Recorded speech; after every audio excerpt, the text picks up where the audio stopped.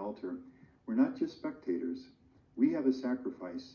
We are, as priests, that we join to the sacrifice of Christ, and joined to his sacrifice becomes immeasurably richer and fruitful before the Father. Now, what is that sacrifice? It's our lives. Our lives at home, at work, in school, in the parish, issues of health, financial struggles, family issues, relational things that we face, the uncertainties of life right now, and so many different things. We bring all of this as a living spiritual sacrifice, and we offer this together with the priest in the image of Melchizedek, who is the one who offers sacrifices. You know, I feel inadequate as I'm saying this, because if we can get a hold of this, we have the key to what's happening at Mass and the key to our participation in it. Of course, we're nourished already by the Word of God, but now is the time of sacrifice and offering. Paul in Romans 12, you know, offer yourselves as living sacrifices, holy and pleasing. That's what we're called to do.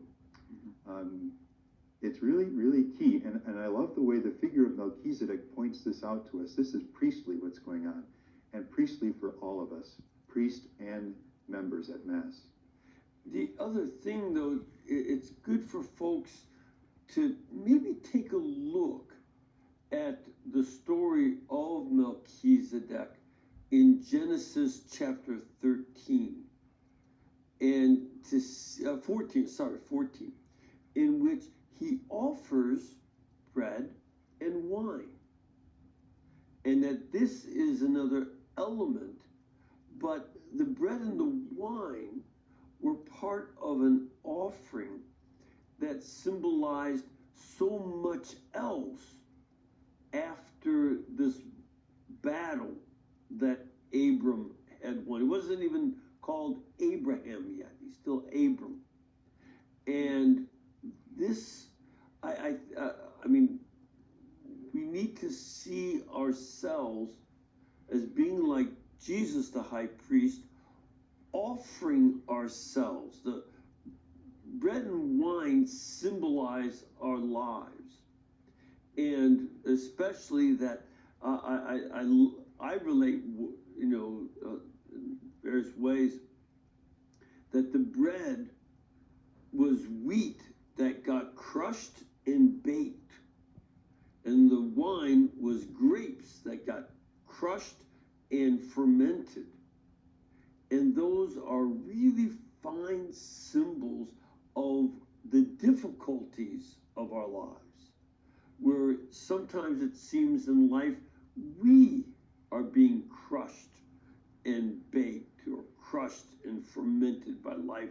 And that's what we offer. It's not that we offer despite our sufferings and difficulties. We offer precisely that suffering and difficulty, the bread and wine of our lives. But like Melchizedek, we offer that up. I think that is a very helpful key. As you say, it's really a key to entering into the rest of the Mass. And I love what you've just said, because I think that highlights what Venerable Bruno is doing here. Mm-hmm.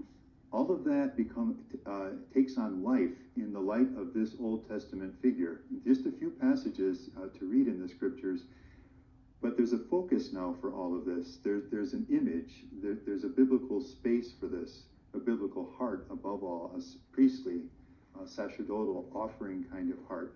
Mm-hmm. So that when we're at that part of the Mass, all of this concretizes in a kind of a flash of the heart, an offering. But it's made so concrete, you know, in the way that you've just described, bread and wine, mm-hmm. and what all that means, and this man offering it, and yeah. Abram, you know, after the victory, as you say, and all of this. So that, yeah, I really love that. Yeah, and you know, I think, you know, you and I, because